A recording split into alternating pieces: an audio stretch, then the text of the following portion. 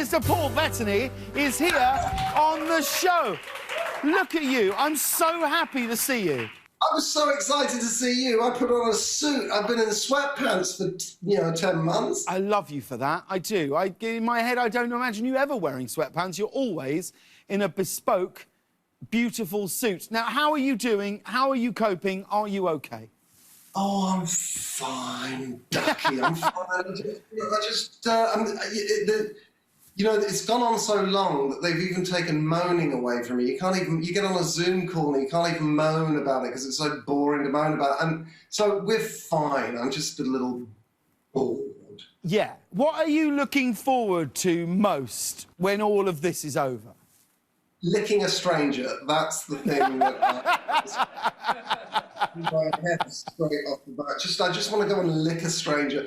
No, really, honestly and truly, I want to be in a Greek taverna.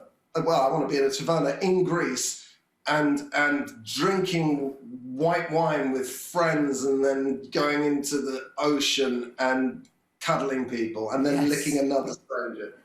Oh, this sounds like a great time. It really does. Now, the New Year's just started and we have to offer you congratulations because it was your 18th wedding anniversary on New Year's Day. What was the thinking behind getting married on January 1st? It really wasn't her thinking. It was my thinking. And it was not very romantic thinking, but it was super practical because I just didn't want to ever, stand there looking at my wife like a dog being shown a card trick as she handed me a present and not know what it was for and go, yes. So I thought I'd put it on a date where I just can't ever forget it's our wedding anniversary. I bet it's kind of beautiful as you count down into a new year that you say Happy New Year and straight away Happy wedding anniversary. It's really quite beautiful. Yeah, although it probably used to be more kind of romantic like that and beautiful. Now it's 18 years. She's like, yeah, all right. Well, I've read. I was reading about you said that you misled your wife when you started dating. How so? Oh, it's very simple. You've done exactly the same thing, James. The English accent goes very far over in the Americas, and I had a pair of glasses, spoke with an English accent. She was convinced I had gone to sort of Oxbridge, and she didn't realise till later that I'd left school at 16, and it was sort of horrible watching the light die in her eyes as she finally realised that I probably hadn't read War and Peace, which I haven't. That's the first time I've admitted not having read War and Peace, by the way. I always lie about that. That's all right. And so, yeah, it was awful, really, poor girl. Because she went to Yale. Yes. But you're right. Like... But I can remember when I first met you, I remember thinking, before I met you, I remember thinking, that you were incredibly posh and well-read. And the first thing you said to me was at a medical for a film, and you came over to me and went, have they asked you for a urine sample? I'm not wearing any pants. As in underpants. I'll never forget it. And I was like, oh, Paul's like me. He's the same as me. He doesn't know anything. That's the funniest thing. Is that true? Yeah, it's true. Now, you spent the holidays up in your house, which is in the remote countryside, in Vermont, which sounds beautiful anytime I hear you talk about it. What sort of stuff do you get up to when you're there? Oh, there's a lot of sledding and that kind of stuff, but I've got a band room up there with, it's a barn, and I've got loads of guitars and drums and amplifiers and all of that stuff, and every New Year's, except for this one, sadly, for obvious reasons, we have about 30 people come to stay with us, and we put on a huge gig, and it'll be like 80s night, and we'll play 80s songs and whatnot, and everybody gets up and sings. It's just fantastic. It's just the best. Now, we've been doing a thing on the show called a show and tell, and when you heard about this, you told us that if you were up in Vermont, you had something really special to show us. I've got a picture of it here, but before I do that, explain to us what it is that we've missed.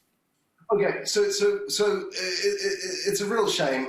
You're not allowed to take anything from a Marvel set, so you can imagine how hard it was to smuggle out a life-size cast of my own head. Look at that. Which they use for lighting, and my wife is terrified by this thing. It used to be in the band room, and it's like a death mask. Yeah. And so as you see, he's lying in bed there, and this is, as I'm telling this story, I realise I wish I hadn't, because it's kind of creepy. When my kids bring their friends over and they go and stay in the bunk room, I kind of hide a life-size effigy of myself, and I wish I hadn't told the story now. Well, you sent us, I'm going to share this, you sent us an oil painting that's hanging in your house, and all I can say is, wow, look at this. Yes. Look. It is my head. Dana Brown, my dear friend, commissioned an oil painting of my head grafted onto Burt Reynolds' centerfold spread.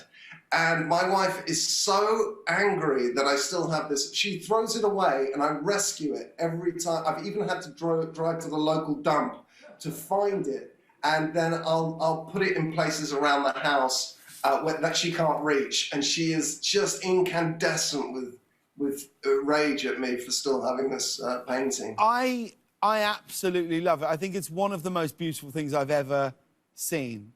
I might send it to you for safekeeping, because I would happily look after it. Now let's talk about your new show, WandaVision. It's a Marvel series, but it's kind of a Marvel series with a difference, really. What can you tell us about the show?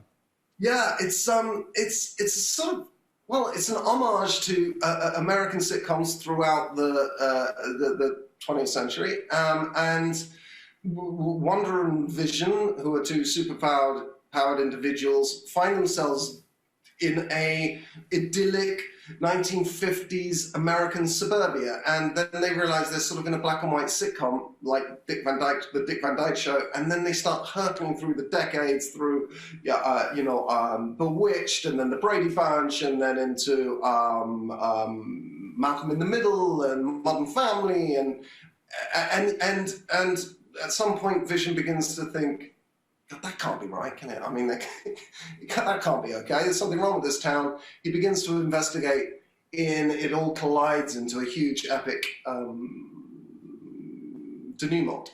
It's such a Original idea. I mean, you shot the first episode live in front of a studio audience, and you've never done a sitcom before, but I actually can see you being very well suited to it. Did you enjoy it, or were you nervous about doing such a thing? I pooped myself. I really did. I was really resistant. I hadn't been in front of an audience in 20 years, and I was I really dug my heels in, and the director made us do it, and he was right, because you get that kind of performative quality that those shows had, because they had live audiences in, and I was really, really nervous, and then the first laugh came, and you'll understand this. You're as shallow as I am, and the moment somebody laughed, I just felt filled, and then I was playing to the clock on the back wall, love. I wish I knew what that felt like. It's true. I used to. Now I look out on a sea of despondent faces who look at me back, just their eyes above a mask. And the noise sounds like a laugh, but their eyes say, I'm only laughing for money. But I'm so shallow that wouldn't bother me. Well, you see? Well, it doesn't bother me as well. I've managed to convince myself that Dave likes me, you know?